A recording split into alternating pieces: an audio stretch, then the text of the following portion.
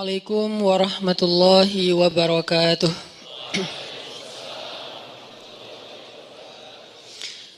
Alhamdulillahirabbil alamin. Alhamdulillahilladzi hadana li hadza wa ma kunna linahtadiya laula an hadanallah. Asyhadu an la ilaha illallah wahdahu la syarikalah. Lahul mulku wa lahul hamd wa huwa ala kulli syai'in qadir. Wa asyhadu anna Muhammadan abduhu wa rasuluhu la nabiyya ba'dah. Radina billahi rabba wa bi Muhammadin nabiyya wa bil islami dina. Rabbi syrah li sadri wa yassir li amri wahlul 'uqdatan min lisani yafqahu qawli. Allahumma salli wa sallim wa barik ala sayyidina Muhammadin wa ala alihi wa sahbihi ajma'in. Teman-teman sekalian, anak-anak muda Kota Bandung yang dirahmati Allah Subhanahu wa taala, barakallahu fiikum. Semoga Allah Subhanahu wa taala menjaga hati kita untuk selalu istiqomah di jalan Allah, hidup sebagai seorang muslim, hidup sebagai seorang hamba Allah, dan hidup sebagai seorang khalifatullah fil ard. Kita jadikan Islam bukan hanya ketika kita berada di dalam masjid, tapi Islam itu adalah cara hidup kita, Islam itu adalah selera kita, dan Islam itu adalah perilaku kita. Jadi Islam udah menjadi tes. Kalau kita memilih sesuatu itu, rasa yang kita inginkan itu adalah rasa atau cita rasa Islam. Terus juga perilaku kita, behavior kita, perilaku yang Islami, dan lifestyle kita juga lifestyle yang Islami. Arti lifestyle yang Islami bukan hanya simbol-simbol Islam, bukan hanya terpatok kepada slogan-slogan Islam, tapi lebih kepada konten dan substansi Islam. Sehingga kita menjadi seorang muslim yang kafatan, menjadi seorang muslim yang utuh. Arti utuh, dia tidak hanya menjadi muslim yang taat ketika berada di dalam masjid aja. Tapi dia menjadi muslim yang taat ketika di masjid, ketika di tempat kerja, ketika di kampus, di sekolah, ketika di tempat main, bahkan ketika lagi sendiri bersama dengan orang tercinta, dengan teman, atau bahkan ketika dia berada dalam keterasingan dengan orang-orang yang bikin dia gak nyaman. Dia tetap menjadi muslim. Mudah-mudahan Allah memahamkan kita lewat kajian-kajian yang rutin kita hadiri ini tentang syumuliyatul Islam, komprehensifnya Islam. Sehingga kita tidak lagi mereduksi Islam itu hanya dalam sisi-sisi ritual saja. Malam ini kita akan coba bedah satu hal yang mudah-mudahan jadi motivasi juga buat kita dalam menjalani hidup, sekaligus membangun persepsi tentang kebesaran Allah Subhanahu wa taala.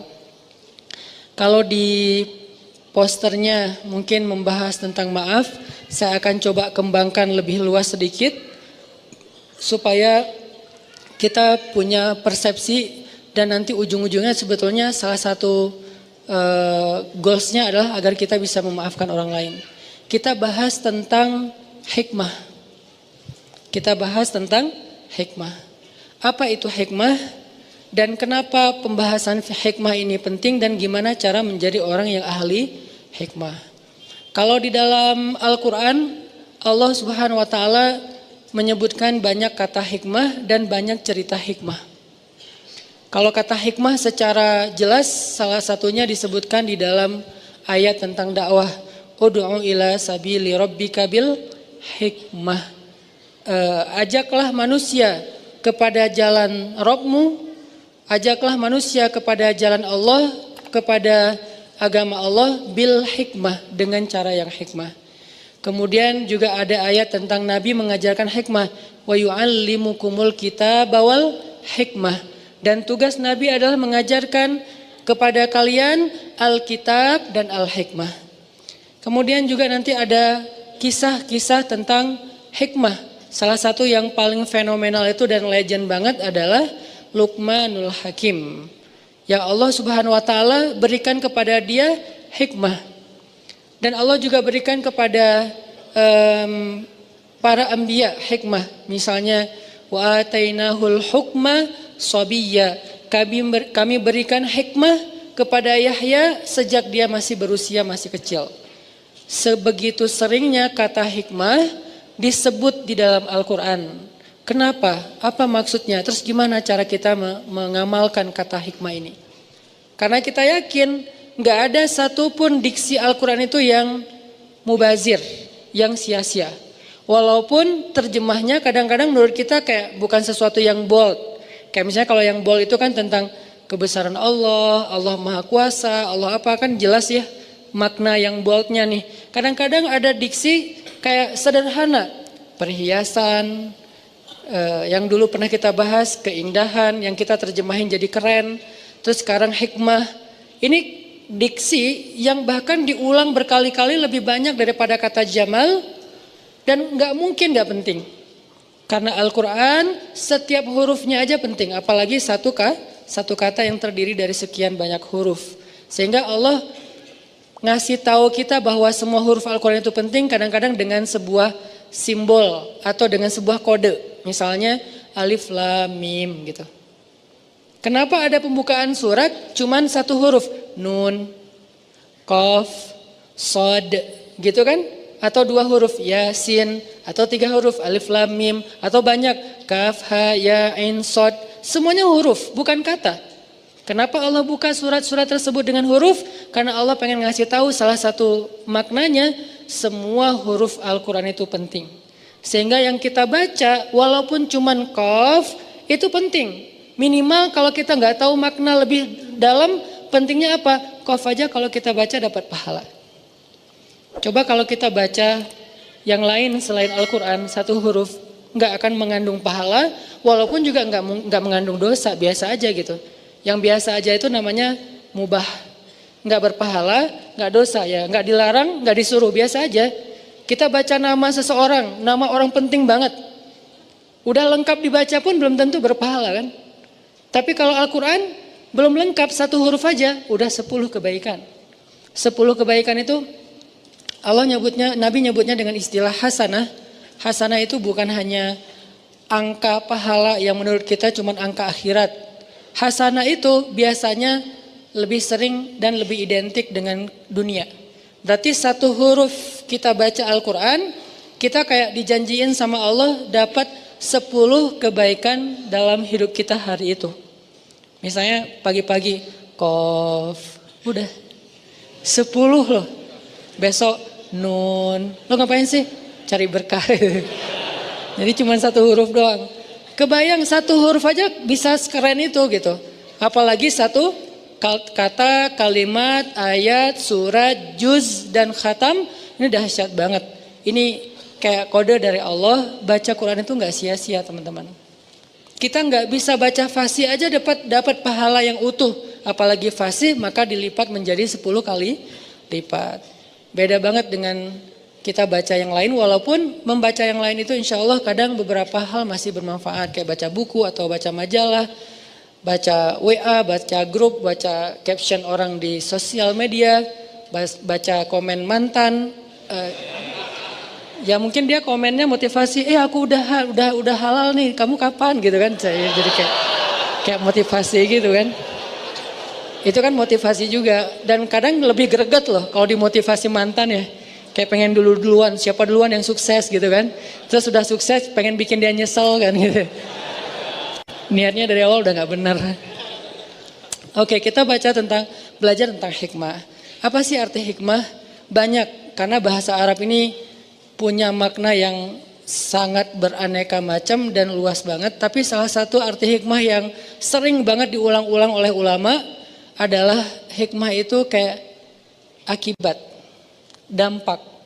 Dan by the way, akibat itu juga bahasa Arab, akibah.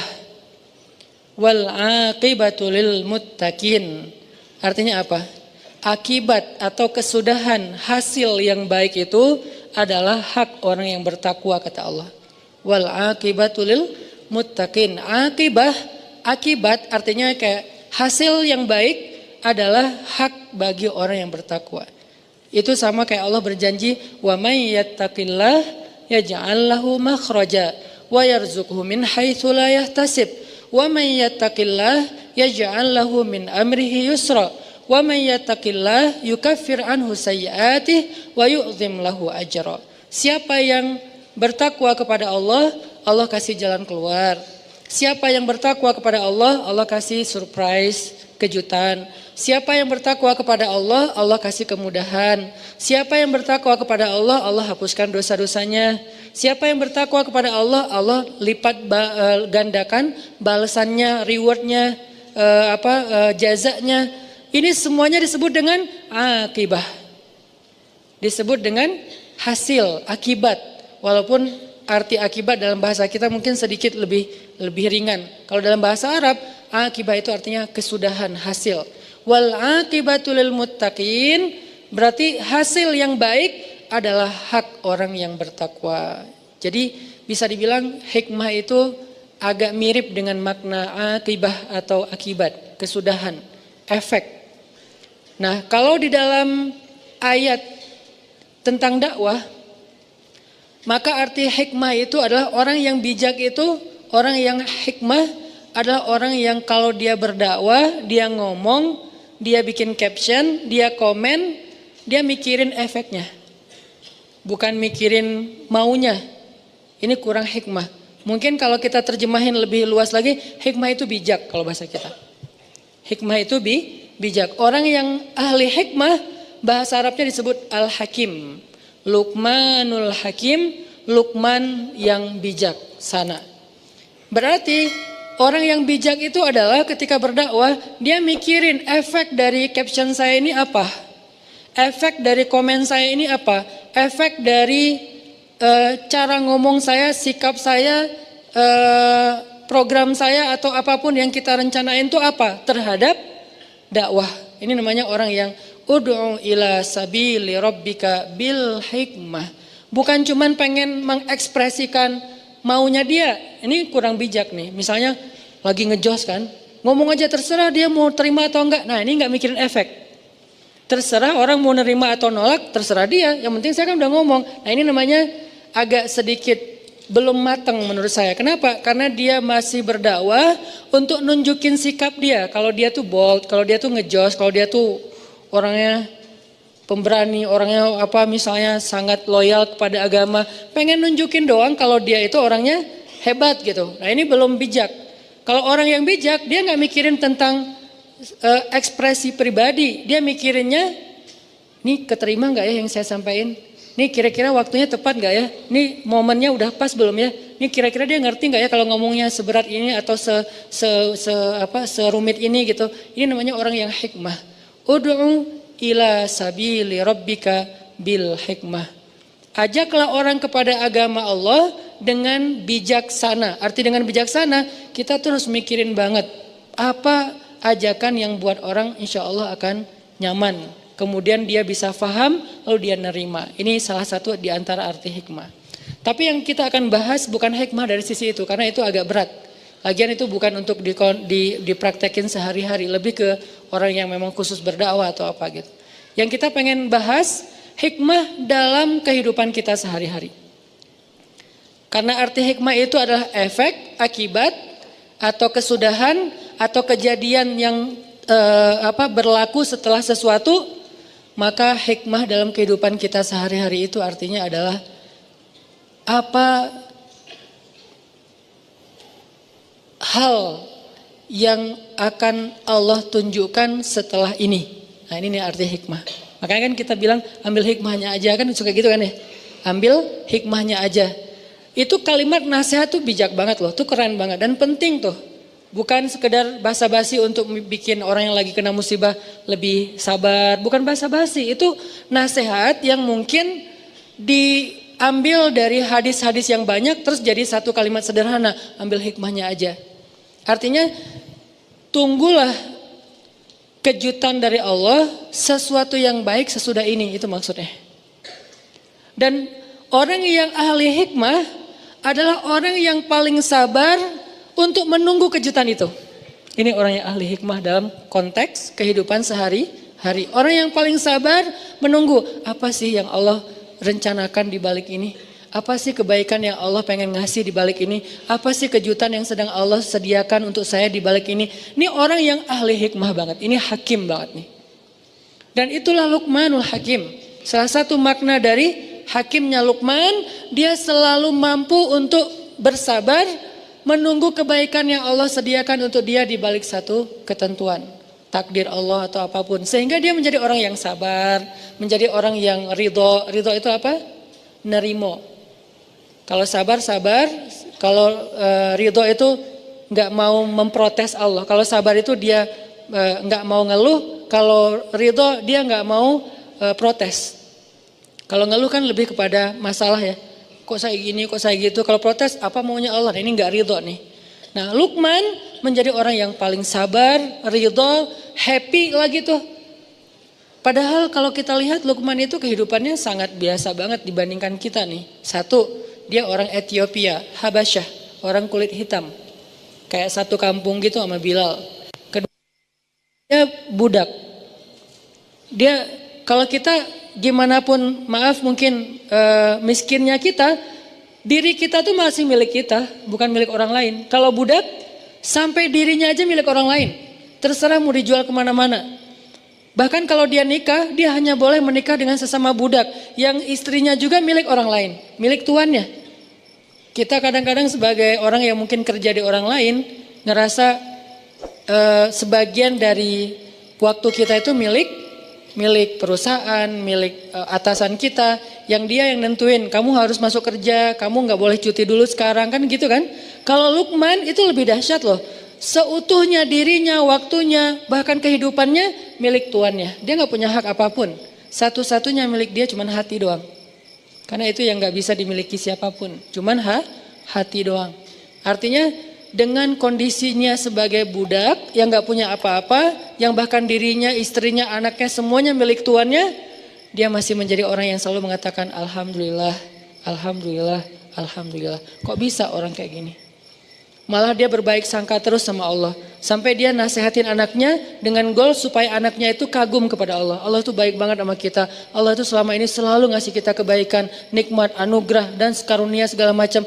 Kok bisa orang dengan status Luqman tapi malah lebih sering bersyukur kepada Allah.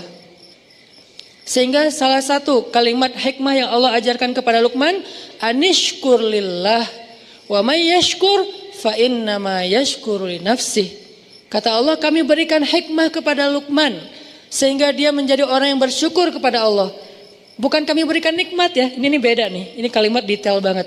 Kami berikan hikmah kepada Luqman sehingga dia menjadi orang yang bersyukur. Harusnya kan kalimat yang kalau menurut kita harusnya yang lebih tepat tuh kami berikan kepada Luqman nikmat sehingga dia menjadi orang bersyukur kan? Kenapa dia malah bersyukur tapi yang dikasih hikmah bukan nikmat? Ini bedanya pemahaman orang yang ahli hikmah dengan kita yang terbatas. Kalau buat kita syukur itu untuk nikmat. Tapi buat Luqman bukan itu yang paling penting. Ketika Allah udah berikan dia hikmah, kata Allah, wa may yu'tal hikmah faqad utiya khairan katsira. Siapa orang yang Allah kasih hikmah, berarti dia telah diberikan khairan katsira, kebaikan yang sangat banyak. Siapa yang dikasih hikmah oleh Allah, berarti dia dikasih khairan katsira. Allah yang bilang katsir. Kalau kita bilang ya Allah, dunia ini nikmat yang banyak, kata Allah, dunia itu hanyalah mata qalil. Dunia itu cuman kesenangan yang qalil, sedikit. Sedangkan hikmah Allah bilang katsira. Terus sebanyak apa tuh? Kalau seluruh dunia ini dikumpulin, kita dapat emas, kita dapat segala macam harta tambang kayak gitu kan. Jadi punya pulau di mana-mana, kita jadi raja satu-satunya di muka bumi. Seperti Zulkarnain, seperti Fir'aun, seperti Namrud, seperti Sulaiman, semua raja yang pernah ada, bukan raja yang sekarang. Raja sekarang kan kotak udah wilayahnya udah kecil-kecil ya, kayak Raja Dubai, cuman Dubai doang. Abu Dhabi bukan milik dia. Padahal satu negara tuh, Emirat. Tapi dibagi dua raja, yang satu bagiannya Abu Dhabi, yang satu lagi bagiannya Dubai. Yang satu pesawatnya Emirat, yang satu lagi pesawatnya apa? Ya itu deh, ada dua pesawat kan, kayak kita kayak Garuda sama apa gitu. Kita ada yang lain gak sih? Ya kalau di Emirat itu ada Emirat, ada satu lagi saya lupa. Etihad. Abu Dhabi Etihad, kalau Dubai Emirat. Dua raja nih. Satu negara kecil yang penduduknya cuma 1,5 juta, itu kelihatan gimana istananya kalau teman-teman tahu Dubai itu. dengan Khalifah Towernya, kemudian dengan istana-istana lain yang di view pantai, apalagi sekarang Dubai itu jadi kayak destinasi sport ekstrim kan, yang loncat dari gedung, yang loncat dari pesawat, yang tapi nggak ada yang bunuh diri ya, loncat profesional gitu, bukan loncat karena masa lalu. Terus kayak kalau itu banyaknya di Jepang, Korea itu loncat dari masa lalu. Kalau di Dubai itu profesional. Itu punya 2 orang doang loh. Bisa kayak wah kaya banget ya. Tapi kata Allah mata on qalil, itu mah sedikit.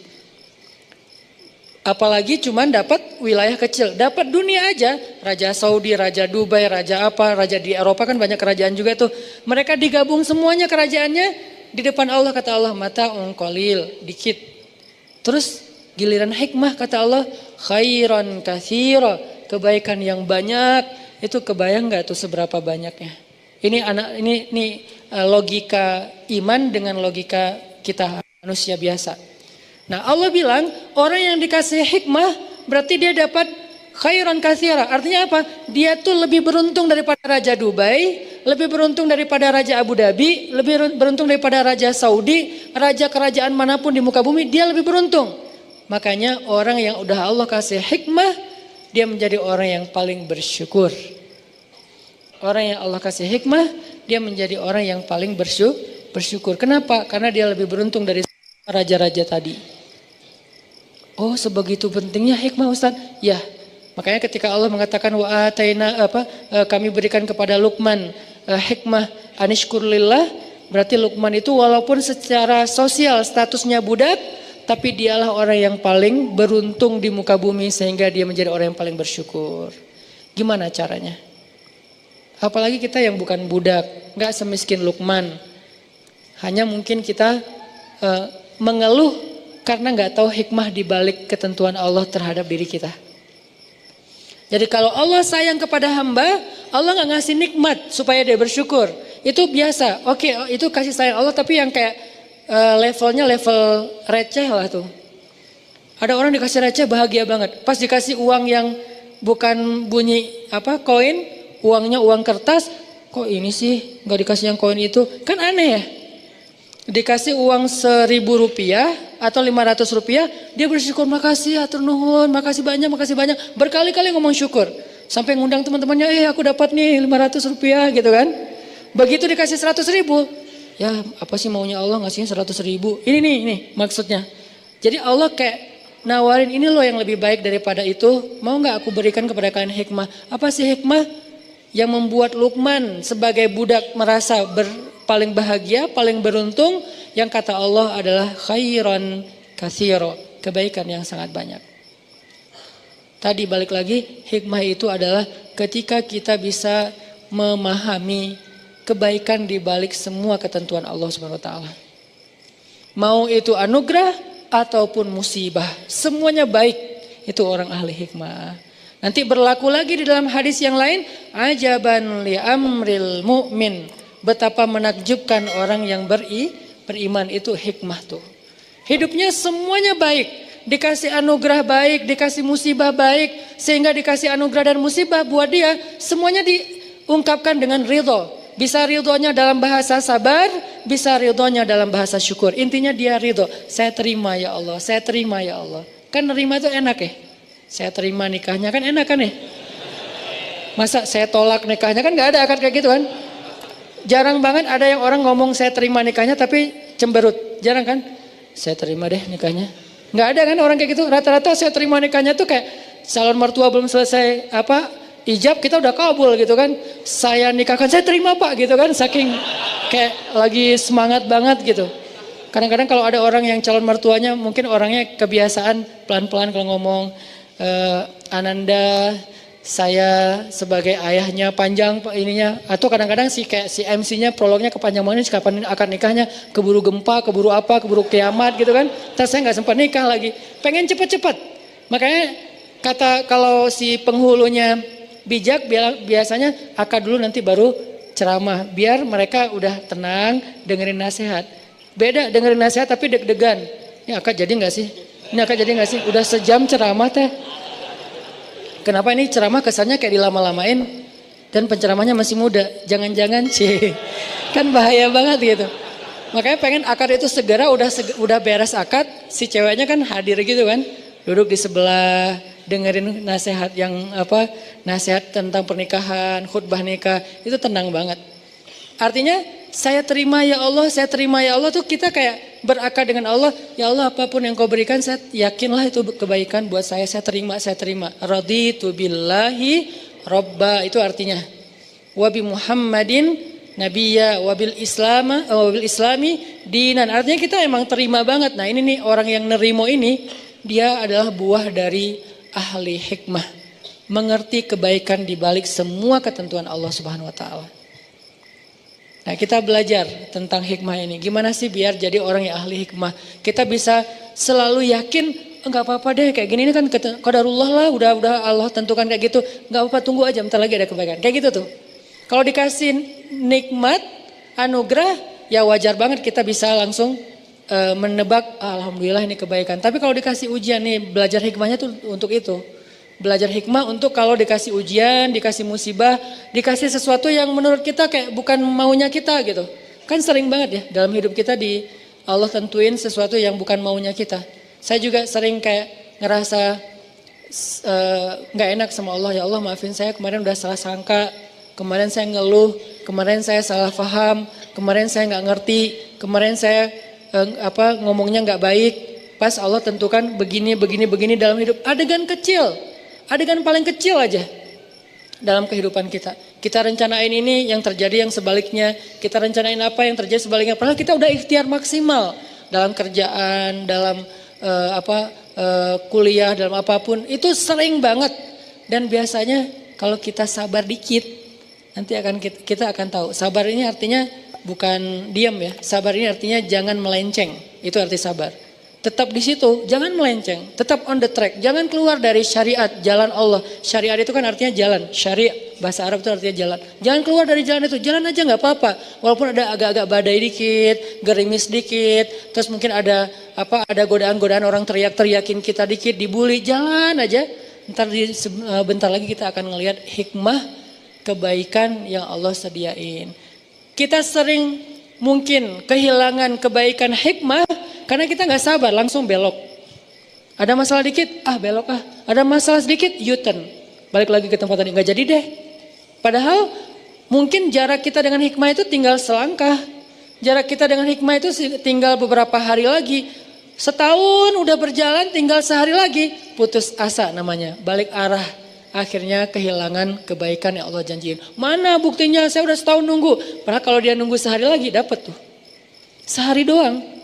Cuman kan kita nggak pernah tahu ya berapa lama, dan itulah challenge-nya tuh di situ. Gimana dong Ustaz kalau kita nggak tahu? Justru kalau kita tahu namanya bukan hikmah. Karena hikmah itu sengaja Allah sediakan buat mereka yang yakin, bukan yang tahu. Mereka tahu setelah mereka yakin, bukan mereka yakin setelah mereka tahu. Yakin dulu, ntar kamu akan tahu, akan melihat buktinya. Nah ini yang disebut dengan iman, jalannya hikmah. Hikmah itu kayak buah, iman itu adalah akarnya, pohonnya ilmu, nanti buahnya adalah hikmah salah satunya. Jadi gimana caranya kita jadi orang yang gak gampang ngeluh ketika Allah uji, gak gampang putus asa, gak gampang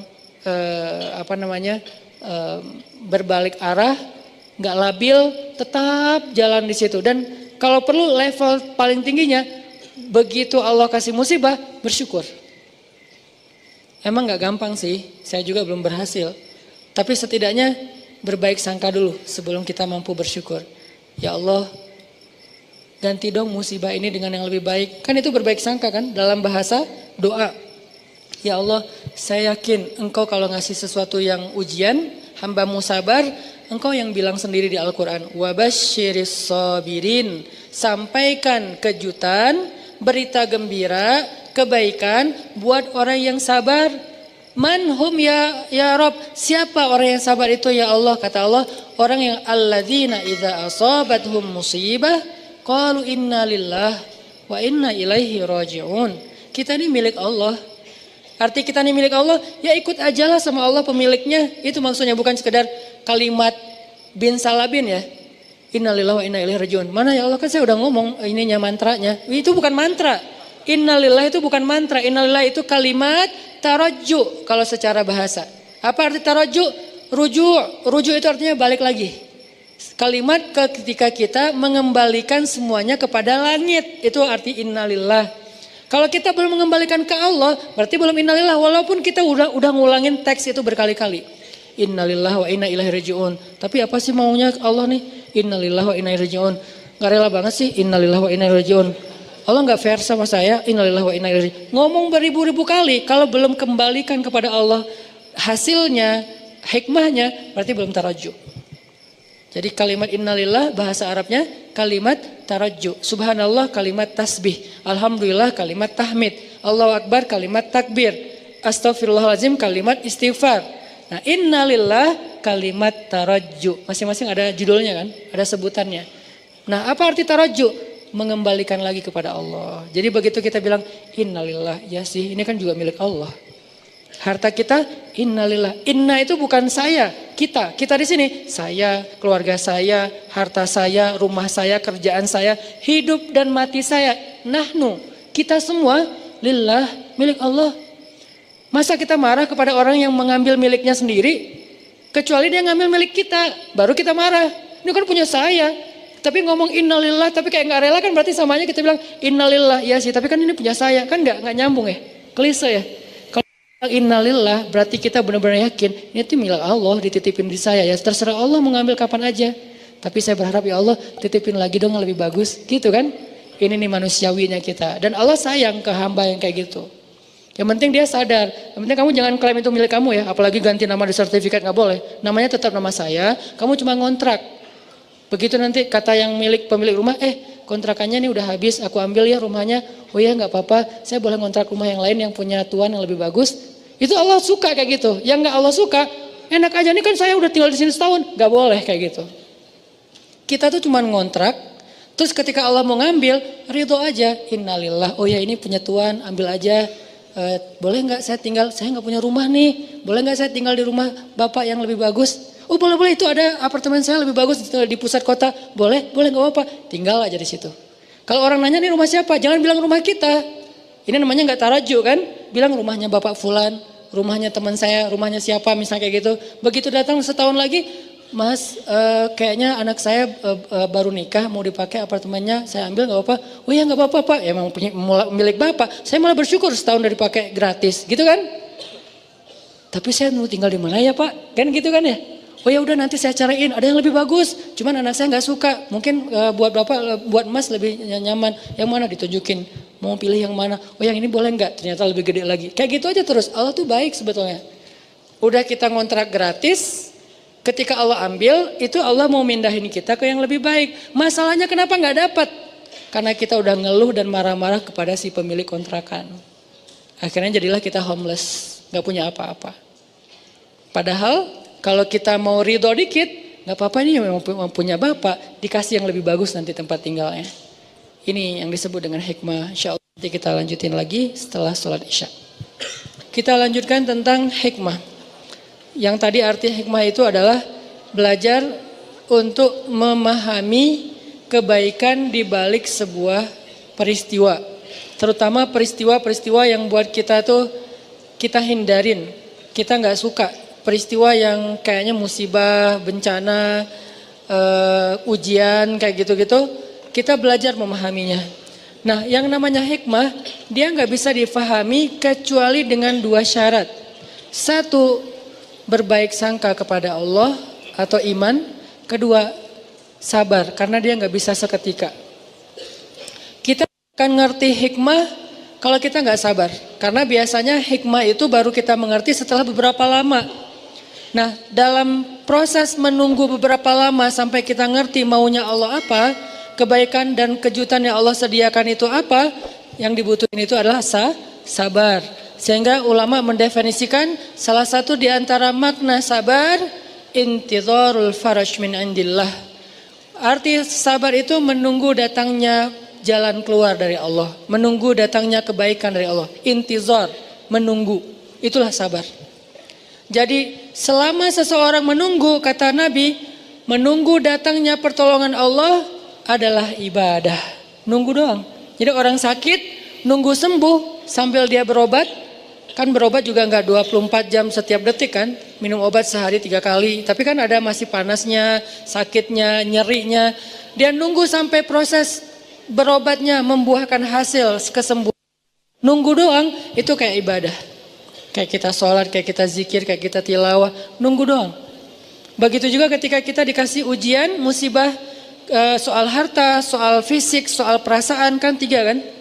Ba'sa, dorro, zulzilu. Ba'sa fisik, dorro harta, zulzilu itu perasaan.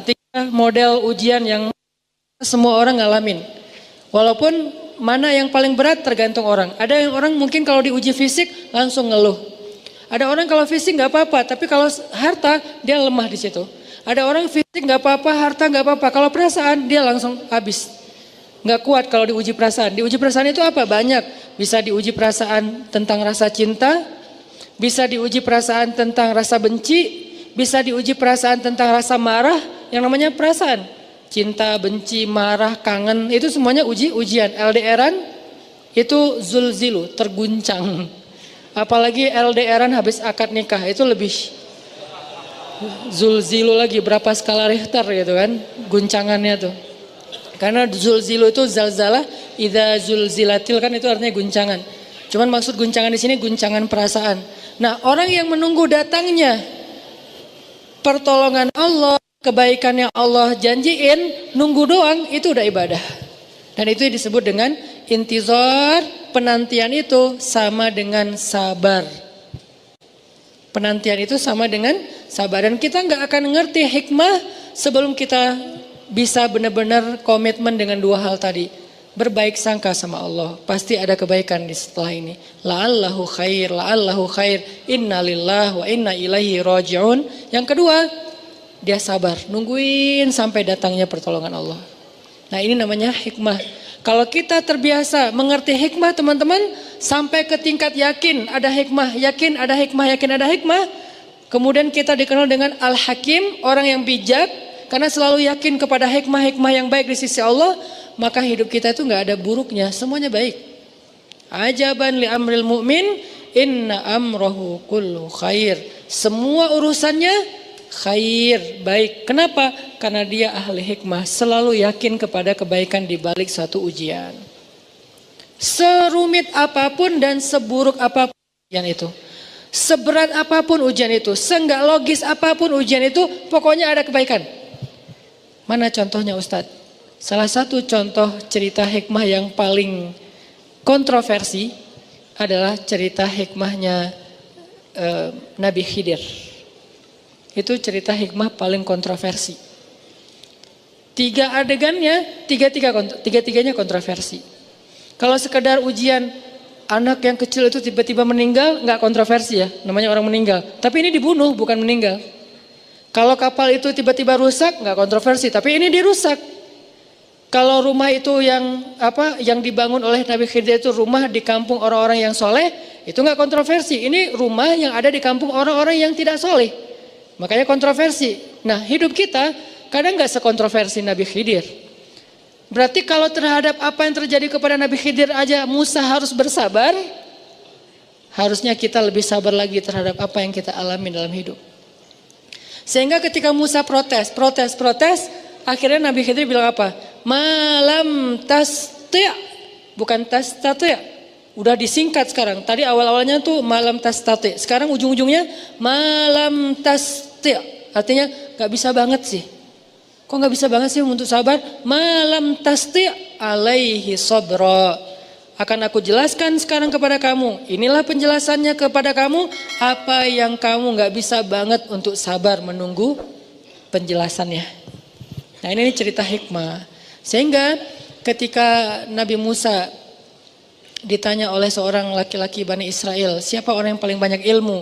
Nabi Musa mengatakan saya. Ya, ini namanya ilmu yang sifatnya fikih. Belum ilmu hikmah.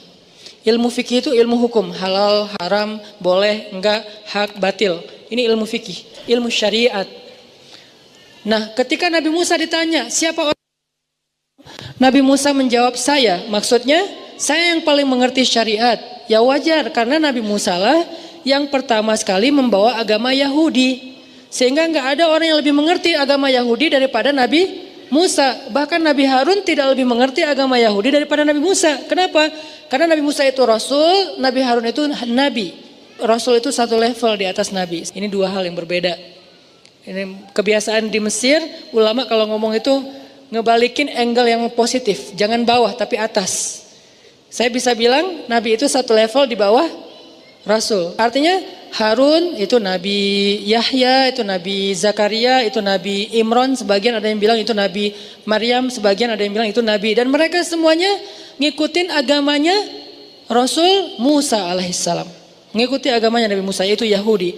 Baru nanti Yahya ngikutin agama Isa, ketika Isa udah lahir, terus bawa agama baru dengan kitab suci yang baru namanya Injil dengan agama Nasara atau Nasrani. Artinya nggak ada yang lebih mengerti syariat Yahudi daripada Nabi Musa. Sebagaimana nggak ada yang lebih mengerti syariat Islam daripada Nabi Muhammad. Jadi wajar Nabi Musa nggak salah jawabnya. Siapa yang paling banyak ilmu? Nabi Musa mengatakan, saya. Yang paling ngerti, kalau kalian pengen tahu tentang agama Yahudi, tanya saya deh. Kemudian Allah mengatakan, wahai Musa, carilah seorang laki-laki di antara pertemuan dua laut, dia punya ilmu yang kamu tidak punya. Dia punya ilmu yang kamu tidak punya. Apa yang dia punya dan Nabi Musa nggak punya? Nabi Musa padahal paling ngerti syariat. Adakah yang lebih ngerti syariat daripada Musa? Nggak ada emang. Tapi ada satu ilmu lagi, namanya ilmu hikmah. Yang Nabi Musa tidak mengerti. Datanglah Nabi Musa, singkat cerita, ketemu dengan Nabi Khidir. Lalu Nabi Musa melamar jadi murid, pengen ikut Nabi Khidir. Terima saya untuk ngikuti Anda, ikut guru. Jadi ini nih pelajaran penting ya buat kita bahwa ilmu itu didatangi, bukan mendatangi. Nabi Musa bilang, saya akan berjalan untuk menemukan pertemuan dua laut. Kalau nggak ketemu, saya akan jalan seumur hidup demi mencari guru. Padahal Nabi Musa itu kalau mau cara gampang bisa. Caranya gimana? Ya Allah, datangkanlah Khidir kepada saya. Bisa kan? Kenapa? Musa itu kalimullah. Apa arti kalimullah? Sering teleponan sama Allah. Kalim itu ngomong langsung, cuman nggak ngelihat orangnya, bukan fit call ya. Jadi kayak nelpon gitu. Kalau Nabi Muhammad langsung, lebih dahsyat lagi. Kalau Nabi Musa langsung ngomong tapi nggak ketemu. Ini kalau bahasa sekarang tuh kayak nelpon. Kan gampang banget, tinggal nelpon Allah, ya Allah saya pengen ketemu Khidir di mana ya? Nggak apa-apa deh saya datengin, tapi Allah kasih tahu saya harus kemana. Atau kalau bisa Khidir yang ketemu saya, kan saya yang lebih tinggi derajatnya daripada Khidir. Kan secara derajat kenabian Musa lebih utama daripada Khidir. Semua ulama sepakat Musa lebih utama. Bahkan di antara para anbiya, Musa itu masuk 5 kategori nabi papan atas, ulul azmi namanya. Berarti kan kata Allah, faddalna ba'dahum ala ba'd. Kami utamakan sebagian mereka atas sebagian yang lain. Lahum darajatun, mereka bertingkat-tingkat. Kan manusia seperti itu di sisi Allah, cuman yang tahu pastinya Allah. Cuman dari sisi keilmuan, Musa itu lebih utama daripada Khidir. Harusnya Khidir yang diundang kepada Musa untuk datengin Musa. Enggak, tapi dalam konteks ini bukan siapa yang lebih utama, siapa yang pengen belajar. Muridnya bisa seorang pejabat, muridnya bisa seorang pengusaha yang udah konglomerat banget, muridnya bisa lebih tua, tapi kalau dia yang belajar, dia yang datangin gurunya. Walaupun gurunya lebih muda, walaupun gurunya mungkin lebih miskin, walaupun gurunya bukan pejabat rakyat jelata, tapi kan dia guru. Maka konsep rumus dasarnya ilmu didatangi, bukan mendatangi. Sehingga ketika Imam Malik diundang oleh raja untuk ngajarin raja ke rumah, ke istana raja, Imam Malik mengatakan ilmu itu didatangi bukan mendatangi. Akhirnya raja datang ke rumah Imam Malik. Sampai di rumah Imam Malik, raja duduk di atas, Imam Malik duduk di bawah. Langsung yang pertama dibuka itu bukan bab ilmu, tapi bab adab, etika. Karena etika lebih dulu daripada ilmu. Seperti yang kata Ustaz Umar Mita beberapa video kan, akhlak lebih utama daripada ilmu. Ada orang yang punya ilmu banyak, teori ayat hadis, tapi kurang akhlaknya. Sehingga yang pertama dibuka, adab murid kepada guru. Pertama, duduk di bawah, langsung rajanya duduk di bawah gitu.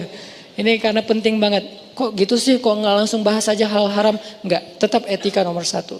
Akhirnya Nabi Musa jalan nyari Nabi Khidir. Pas sudah ketemu, pengen ikut guru, saya boleh nggak ikut engkau wahai Tuhan? Saya pengen belajar ilmu kepadamu. Apa jawaban Khidir? Kamu nggak akan sabar sama saya. Jadi yang mau diajarkan Nabi Khidir kepada Musa, sabar menunggu hikmah. Bukan tentang ini halal Musa, ini haram. Enggak, Musa udah ngerti itu. Ini agama Yahudi itu harusnya gini, kamu salah konsepsi. Enggak, karena konseptor agama Yahudi itu adalah Allah, kemudian yang menyampaikannya Musa. Ya udah nggak ada masalah dengan syariat. Sekarang masalah hikmah. Kamu nggak sabar sama saya. Bagaimana kamu akan sabar terhadap sesuatu yang kamu nggak ngerti? Nah ini nih, bersabar terhadap sesuatu yang kita nggak ngerti. Kalau ngerti wajar dong kita sabar. Misalnya Allah bilang, ya kamu saya uji ya karena nanti mau dikasih yang lebih bagus. Sabar banget kan kita? Kayak cerita saya misalnya hilang motor 21 juta, nggak apa-apa ya Hanan, aku ambil 21 juta ntar dikasih motor yang 31 juta. Oh siap ya Allah, sami'na wa atau anak kan gampang kan ya? Allah nggak ngomong gitu, pokoknya diambil aja. Apa maunya Allah? Tapi kan saya nggak ngerti, itu disebut dengan hikmah. Sabar terhadap sesuatu yang kita nggak ngerti. Kalau kita ngerti, itu bukan hikmah, itu wajar banget. Kata Nabi Khidir, bagaimana kamu akan sabar terhadap sesuatu yang kamu nggak ngerti? Kata Nabi Musa, saya akan berusaha, izinkan saya untuk mencoba, saya akan bersabar. Kata Nabi Khidir, kalau gitu syaratnya kamu boleh ikut saya tapi nggak boleh komen. Boleh ikut saya tapi nggak boleh komen. Ini kayaknya untuk jadi murid seperti Nabi Isa kita kayaknya perlu belajar nih. Ikut ulama jangan banyak protes. Kalau mau protes biar sesama ulama. Kita sebagai murid jangan protes ulama. Kalau kita berbeda pendapat dengan ulama boleh dengan satu syarat. Karena kita mengambil pendapat ulama yang lain, bukan mengambil pendapat pribadi. Ini salah. Kalau menurut kita, kalau kita ngomong gini, saya nggak setuju dengan ustadz itu karena menurut saya itu salah. Tapi kalau kita ngomong gini, saya nggak setuju dengan ustadz itu karena menurut ustadz ini, nah ini kan memilih dua pendapat ulama ya. Nah ini boleh, nggak apa-apa dan itu fair. Karena Islam itu mazhab, banyak mazhab. Saya nggak setuju dengan misalnya sholat yang nggak pakai kunut karena menurut kiai saya kunut itu adalah, nah ini boleh. Atau sebaliknya, saya nggak setuju dengan kiai yang kunut karena menurut ustaz saya nggak masalah karena kita memilih pendapat ulama. Tapi kalau kita bilang saya nggak setuju dengan doa itu karena menurut saya, kita siapa? Nah kalau kita keras kepala, kekeh berdebat dengan ulama, maka bahasa Al-Quran untuk mereka dan itu ada di dalam surat Al-Luqman, nggak bijak banget. Seperti, maaf, Allah mengumpamakannya seperti keledai. Inna angkarul aswat la sautul hamir. Seburuk-buruk suara itu suara keledai. Apa maksud perumpamaan ini? Ini peribahasa Quran karena Al-Quran juga punya peribahasa. Seburuk-buruk suara, suara keledai. Apa maksudnya? Keledai di surat Al-Jumu'ah, surat yang lain adalah simbol hewan yang bodoh. Makanya orang Arab kalau ngeledekin, kalau marah kepada orang lain, mereka nggak bilang maaf ya. Kalau di kita kan anjing misalnya gitu kan ya. Gitu kan ya? Kalau di mereka tuh enggak. Karena kalau dibilang anjing itu bukan ledekan. Itu biasa aja. Anjing itu dianggap hewan yang cerdas. Memang sih secara fikih dia najis. Tapi secara intelektual anjing ini cerdas gitu. Makanya dipakai berburu, dipakai banyak hal kan. Anjing bermanfaatnya banyak juga. Selain memang dia najis secara fikih. Najis itu bukan harus dibunuh. Najis itu nggak boleh kena liurnya. Nggak boleh dipelihara dalam konteks tertentu. Tapi dia hewan yang cerdas, anjing itu. Hewan yang setia. Sehingga kalau orang dibilang anjing dalam bahasa Arab, itu artinya kamu setia, kamu cerdas misalnya. Enggak, canda. Jadi orang Arab tuh gak bilang anjing loh, enggak, keledai loh. Nah kalau dibilang keledai, itu berarti goblok. Berarti dia jahil, berarti dia bodoh. Makanya orang Arab kalau bilang, ya humar, wahai keledai gitu. Saya pernah di MRT di Mesir gitu lagi. Biasanya orang-orang Arab tuh kalau lagi desak-desakan suka marah. Ada yang marah-marah, ngomong ke bapak yang kayaknya educated gitu ya, lagi duduk. Ya humar, wahai keledai. Si bapak itu dengan tenang bilang, fi humar gairak hena? Ada keledai selain kamu di sini? Dia bilang, nggak ada. Ada. Salah. Dibilang nggak ada, berarti gua sendiri yang keledai. Kalau dibilang ada, berarti gua termasuk keledai juga dong. Nih bapaknya tuh keren banget logikanya. Akhirnya ketawa satu gerbong, udah selesai masalahnya. Jadi orang Arab tuh kalau ngomong bodoh, bahasanya keledai. Kenapa? Karena peribahasa surat Al-Jumu'ah seperti keledai yang membawa lembaran-lembaran ilmu. Dia bawa banyak kitab tapi nggak ngerti apa isinya, itu keledai. Sehingga ketika Allah ngasih perumpamaan lain, peribahasa lain, sebut suara adalah suara keledai. Maksudnya apa? Udah nggak punya ilmu, ngomongnya lantang, itu maksudnya. Udahlah nggak punya ilmu, tahu dalil baru satu hadis, innamal a'malu binniyat, tapi debatnya panjang. Itu kata Allah, inna angkarul aswat la sautul hamir. Seburuk-buruk suara, suara Kenapa kalimat itu ditaruh di surat Luqman?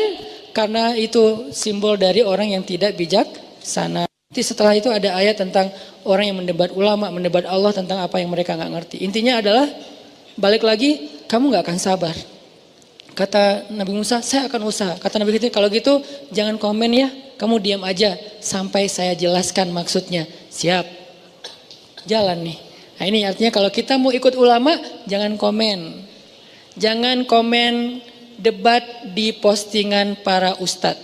Ini lebih jelas lagi nih. Jangan komen debat di postingan bukan saya doang. Ini saya mewakili beberapa ustadz, termasuk ustadz siapapun lah di Indonesia ya. Yang menurut kita ilmu mereka lebih banyak, jangan komen. Kalau kita mau komen, doa, komen, support, komen, semangat, sharing, repost, nge-tag teman kita, oke. Tapi kalau komen, apaan segala macam, jangan. Kenapa? Karena kita bukan selevel dengan mereka. Tapi kan sekarang zamannya bebas, sosmed siapapun bisa komen. Iya, tapi kan semuanya ada etika. Kita pakai smartphone, maka jadilah smart netizen. Jangan sampai kita pakai smartphone, tapi tidak smart netizen. Harusnya kita minimal smart netizen sebelum kita nanti jadi smart citizen. Ini smart netizen ini ilmu akhlak yang diajarkan Nabi banget. Falyakul khairan aw liyasmut. Hendaklah dia komen yang baik-baik atau nggak usah follow, itu artinya. Kalau nggak bisa komen yang baik-baik, nggak usah follow, nggak usah ya. Udah nggak usah follow deh, daripada jadi modus kan ya. Nggak usah. Ini artinya jangan komen di depan, di hadapan ulama kecuali yang baik maksudnya. Nah jalan nih Musa, jalan ketemu laut. Khidir itu kan secara bahasa Arab panggilannya Nabi Khadar, kan orang Arab manggilnya Khadar, di Indonesia Khidir. Arti Khadar itu green, bukan Hulk ya. Green di sini karena kemanapun Nabi Khidir jalan, negeri yang tadinya tandus gersang jadi hijau. Jadi gerakan Go Green itu mungkin foundernya adalah Nabi Khidir gitu. Dari zaman dulu. Karena kemana beliau pergi jadi hijau, subur, berkah gitu. Sehingga orang semuanya sayang sama Nabi Khidir. Senang sama Nabi Khidir. Ada Khidir lewat semuanya pengen menjamu di rumahnya. Kenapa? Rumah yang dimasukin Nabi Khidir berkah. Ternak yang ditunggangi Nabi Khidir berkah, tiba-tiba jadi bisa ngeluarin susu, tiba-tiba ternak itu jadi gemuk. Ini Khidir, asal usul dari nama Khidir. Nggak tahu nama aslinya apa. Ini kayak nama panggung kalau kita kayak nama sosmednya gitu. Cuman nggak ada underscore, udah aja Khidir. Terus jalan, ketemu laut, pengen nyebrang. Pas mau nyebrang, ada kayak bukan rakit, perahu kecil. Nabi Khidir minta izin kepada pemilik perahu, boleh kami numpang nyebrang? Karena Khidir ini udah viral, semua orang tahu. Anda siapa? Saya Khidir. Oh ya silakan. Biar perahunya berkah, malah gratis kan? Supaya dapat berkah. Kayak postingan terakhir yang berkah bukan angkanya, tapi kadang-kadang kita nyari berkahnya gitu. Udah aja. Kadang-kadang kan kalau hitungannya hanya angka, begitu nggak berbayar atau bayarannya kurang kita anggap rugi kan ya? Padahal kalau nyari berkah, kadang-kadang begitu bayarannya kurang di sini, kita ikhlasin karena niat pengen nolong, nanti Allah ganti yang lebih besar. Ini pentingnya berkah nih. Jangan hanya mencari angka, walaupun angka tetap sesuatu yang memang diperbolehin dalam agama. Jalan nyebrang, nggak perlu bayar. Berdua sama Musa jalan nyebrang sampai ke tujuan, udah nyebrang. Sebelum Nabi Khidir turun, Nabi Khidir ambil sesuatu alat untuk ngelubangin kapal. Orangnya diam aja. Dilubangin terus nama Nabi Khidir. Sampai udah bocor, masuk air, pergi aja. Musa ngeliatin, maksudnya apa? Khidir jalan aja. Ini kenapa Khidir kok nggak jelasin dulu? Karena lagi pengen ngajarin hikmah. Kalau dijelasin, namanya bukan ngajarin hikmah, namanya ngajarin fikih. Kan fikih dijelasin dulu kan, biar kita tahu mana halal, mana haram. Jelasin dulu di awal, ini halal ya, ini haram, jangan ya. Itu fikih, syariat. Kalau hikmah enggak kayak gitu. Hikmah itu kita dengan Allah. Makanya kalau kita pengen bisa komunikasi dengan Allah, kita tuh harus ngerti hikmah. Kalau dengan manusia, kita ngerti syariah. Dengan manusia, syariah. Makanya syariatnya kan suka gitu kan bahasa kita ya. Syariatnya sih gitu, tapi hikmahnya Allah yang tahu. Nah, artinya komunikasi dengan manusia halal, haram, hak, batil, boleh atau enggak itu syariat. Oke, itu penting. Tapi ada satu lagi, komunikasi dengan Allah hikmah. Sehingga nggak dijelasin dengan verbal, tapi dijelasin dengan sebuah kenyataan nanti yang akan terjadi. Jalan aja Khidir. Diprotes Nabi Musa. Anzir nih, tunggu. Saya pengen nanya, kenapa Anda lubangi perahu orang yang udah memberi kita tumpangan gratis? Kan ini nggak baik. Kata Khidir, bukankah aku udah bilang kamu nggak akan sabar? Ya udah deh. Ya maaf saya lupa. Jangan marahin saya ketika la tu'akhizni. Jangan marah kepada saya karena saya lupa. Ya udah saya akan sabar kali yang akan datang. Beneran, jalan lagi. Oke, dimaafin. Jalan, ketemu anak kecil lagi pada main sama teman-temannya, dipegang sama Nabi Khidir, maaf dipatahin lehernya meninggal. Siapa sih yang nggak protes ngelihat adegan kayak gini kan ya? Tapi ini nggak boleh dicoba ya, nggak boleh tetap ada keterangan hanya oleh profesional gitu. Yang profesional hanya Nabi Khidir, kita nggak pro, jadi nggak boleh nyoba-nyoba. Kenapa lo lakuin itu? Khidir, latihan. Jangan bunuh orang dengan alasan Nabi Khidir. Nabi Khidir hanya khusus satu orang dan the one and only lah, nggak akan ada duanya. Patahin, meninggal. Nabi Musa marah. Ini kan anak nggak ada dosanya. Ayatnya kan gitu kan, dia nggak punya salah, nggak ada dosa. Kenapa kamu membunuh jiwa yang tidak punya dosa dan nggak ada alasan yang membolehkan membunuhnya? Bukankah saya udah bilang kamu nggak akan sabar? Ya udah, ini terakhir nih saya salah, kata Nabi Musa. Kalau saya ngomong lagi nanti tinggalkan saya. Ini terakhir, maaf. Udah jalan. Tapi Nabi Musa masih nggak bisa nyaman. Kenapa gitu ya? Aneh nih orang, saya benar nggak sih dapat guru kalau bahasa kita nih. Cuman Musa nggak sepolos itu lah, karena Musa pintar pasti ya. Cuman kayak apa maksudnya? Kenapa harus gini? Apa maksudnya? Jalan. Udah malam.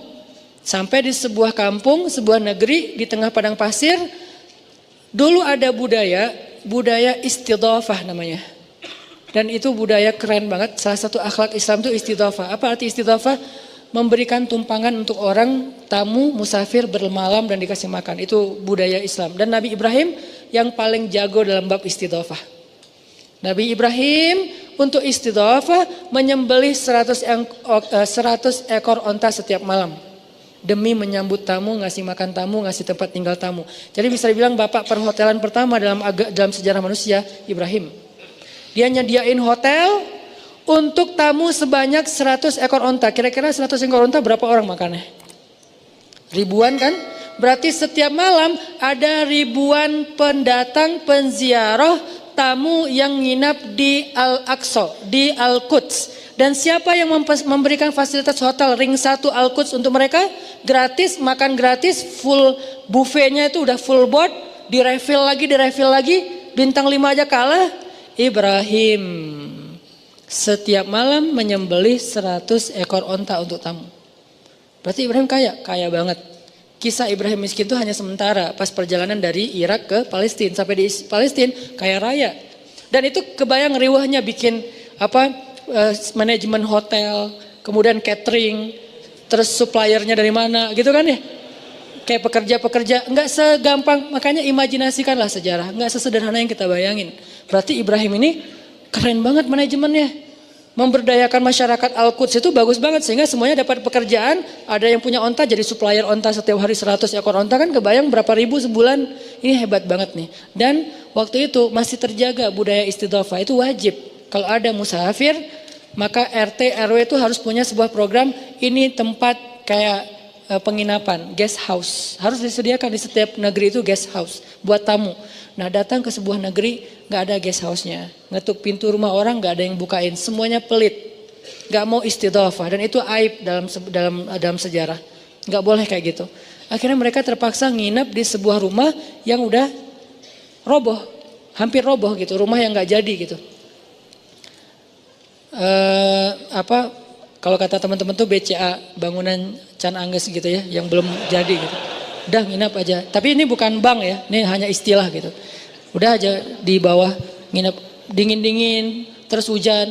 Pagi-paginya pas sudah selesai nginap di sana, akhirnya Nabi Khidir malah kayak renov gitu. Rumahnya dibangun lagi sampai bagus. Seharian kerja udah capek. Nabi Musa bilang, harusnya kamu minta ongkos nih untuk kerjaan ini. Kenapa? Soalnya kan mereka pelit sama kita hitung-hitungan. Kamu juga harus hitung-hitungan. Nabi Khidir mengatakan, hadza firaqu baini wa bainak. Inilah perpisahan aku dengan kamu. Salah ngomong Nabi Musa, nggak sabar ya. Karena gregetan, masa sih mau bantu orang yang pelit? Akhirnya inilah perpisahan kita. Sekarang aku akan jelaskan kepada kamu semua hikmah di balik peristiwa yang kamu nggak sabar menunggu penjelasannya. 1. Perahu yang aku bocorin itu, cuman dibocorin gak dirusak total, bocorin dikit biar masuk air, kemudian mereka menunda keberangkatan untuk nambal dulu. Kenapa? Karena di tengah lautan ada raja kayak pembajak gitu yang merampas perahu-perahu yang lewat. Aku berharap mereka tidak jadi korbannya sehingga aku lubangin. Lalu mereka menunda keberangkatan dan tidak jadi korban pemalakan atau dibegal di tengah jalan gitu. Ini maksudnya. Berarti melubangi perahu adalah bentuk dari menolong nelayan. Kan ini hikmah ya. Kadang hidup kita kayak gitu. Ada lubang yang Allah kasih dalam kehidupan kita untuk menolong kita dari musibah yang lebih besar lagi. Tapi kapan kita tahu? Setelah kita bersabar dan berbaik sangka kepada Allah. Itu hikmah. Yang kedua, apa nih alasannya nih? Bunuh orang. Anak itu kalau nanti dewasa dia akan jadi anak yang durhaka. Dia akan mengajak kedua orang tuanya untuk kufur kepada Allah, syirik kepada Allah. Sebelum itu terjadi, maka aku menyelamatkan orang tuanya dan anak itu dengan cara Allah memberikan aku perintah untuk menyelesaikan urusan dia. Diwafatkan gitu. Diwafatkan sehingga dia meninggal sebelum dia balik. Dan orang tuanya nanti akan Allah ganti dengan anak yang lebih baik daripada dia. Memang hanya Allah yang bisa melakukan ini. Tapi maksudnya kadang Allah ngasih ujian yang berat banget dan gak logis menurut kita. Kebaikan yang menurut kita itu apalagi nih alasan Allah? Tetap ada alasan. Yang ketiga, kenapa dibangun rumah di kampung orang yang pelit? Karena rumah itu satu-satunya milik orang yang soleh di kampung itu. Kebenaran orangnya udah meninggal, anaknya anak yatim. Aku berharap nanti kalau anak itu besar, mereka tinggal di situ dan mengambil harta warisan yang tersimpan di bawah rumah tersebut. Ada lagi kebaikan. Jadi 3 kali Nabi Khidir melakukan sesuatu yang menurut Musa salah, ternyata 3-tiganya adalah khair kalau mengerti hikmahnya. Inilah apa yang malam tasti alaihi sobra. Inilah yang kamu gak sanggup bersabar untuk mengetahui penjelasannya. Hikmah. Kata Nabi Muhammad SAW mengomentari ayat ini. Kan Nabi bacain terus komen ya. Ini namanya tafsir hadis. Jadi komen terhadap ayat dari hadis. Sebaik-baik tafsir itu tafsir Quran dengan Quran, kemudian tafsir Quran dengan hadis. Nabi yang bilang, kata Nabi, seandainya saudaraku Musa itu sabar sedikit lagi, maka Allah akan mengajarkan kepada dia banyak hikmah-hikmah yang luar biasa. Tapi qadarullah Musa tidak sabar. Intinya itu pelajaran buat kita teman-teman. Hikmah itu emang kayak gitu, misteri. Kalau kita pengen tahu komunikasi sama Allah, apa maunya Allah? Caranya 2, berbaik sangkalah kepada Allah. La'allahu khair. Mudah-mudahan ada kebaikan di sini. Innalillahi wa inna ilaihi raji'un. Apapun bahasa kita, baru yang kedua, tunggu aja. Tunggu tanpa mengeluh, tunggu jangan return, tunggu jangan turn left atau right, pokoknya jalan aja lurus. Istiqomah dan dawam. Istiqomah artinya komitmen, dawam artinya konsisten. Terus saja jalan. Insyaallah nanti kita akan melihat malam tasti alaihi sabra, sesuatu yang kita tidak sabar untuk menemukan penjelasannya. Inilah tentang bab hikmah. Mudah-mudahan jadi motivasi buat kita dalam menjalani hidup, karena pastinya banyak banget